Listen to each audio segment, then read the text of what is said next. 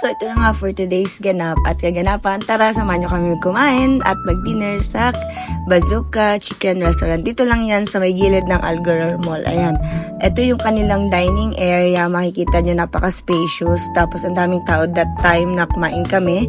And then syempre nag-order ako ng isang meal na good for 2. Pero tingnan nyo naman, as you can see, it's good for 2 to 4 person talaga siya. Ang laki nung part ng chicken, ang dami ng fries, dami ng buns, yung coleslaw, then yung drinks. Yan, so taste test tayo. Siyempre, hindi natin palalagpasin na matikman ang trending na trending ngayon dito sa Dubai, ang Bazooka Restaurant. So, tara! Doon sa isang meal na in-order ko, pinakita ko kung gaano kalalaki yung chicken per part.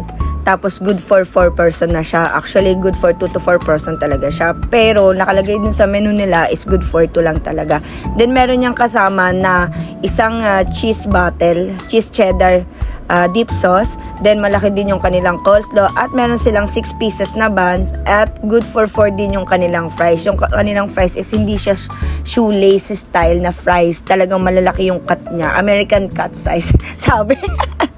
Ayan, so ano bang naantay natin, try natin kumain ng chicken with cheese. Ayan, actually natikman ko na rin to before na-try ko na rin siya before sa Wendy's, pero sabi nila meron daw kakaibang lasa yung chicken doon sa loob. Kasi usually, 'di ba, mga chicken na nabibili natin na roasted is sa labas lang talaga siya masarap. Pero yung sa loob daw ng sa Bazooka Chicken Restaurant, meron daw kakaibang lasa. Kaya yun yung hahanapin natin, yung kakaibang lasa.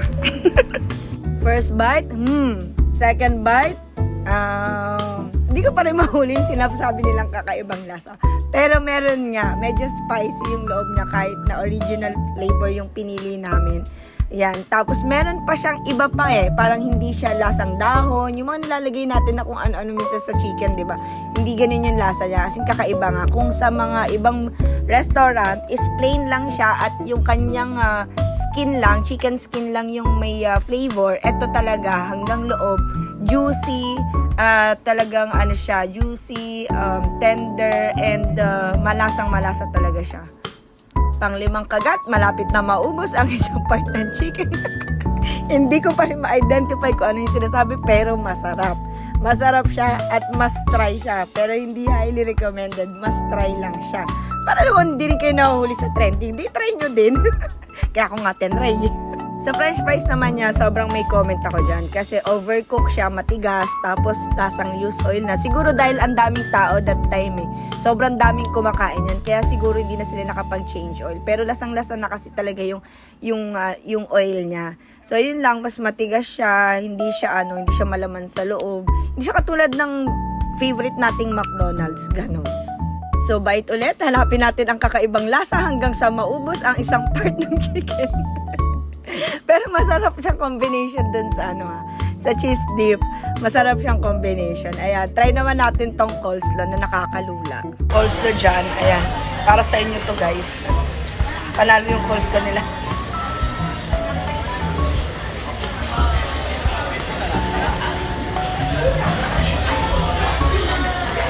Ibit yung coleslaw nila, matabang tsaka hindi siya creamy. Matabang siya. So, balik tayo sa chicken. Sa pangalawang part naman tayo. Sa thigh part. Kanina leg part tayo. Ngayon thigh part naman tayo. Yan. Try natin siya sa thigh part. Kasi diba sa leg part, medyo malaman-laman. So, dito tayo sa thigh part na medyo mabuto-buto. Masarap yung, masarap yung cheese dip nila, in fairness. Kasi cheese cheddar combination nga siya. Tapos, yung lasa pa ng chicken, inside hindi lang outside. Isa pa siya sa magpapadagdag talaga ng lasa. So, must try talaga siya, guys. Must try. Hindi ko makita kung bakit siya trending na trending sa Dubai. Pero, syempre, dahil marites tayo, chismosa tayo ng tao at certified, tayo, patay gutom. Charot. Tinry lang din naman namin. Para syempre, ma-experience din. So, pagka-try namin yan, ayan lang, ang kinain lang namin talaga yung chicken. Yung chicken. Kasi di namin kinain yung coleslaw dahil nga matabang, hindi creamy, yung fries naman matigas. So guys, walang bashing kasi this is my own opinion and sinasabi ko lang naman yung experience ko doon sa food. So, yun lang naman. Thank you for watching, guys.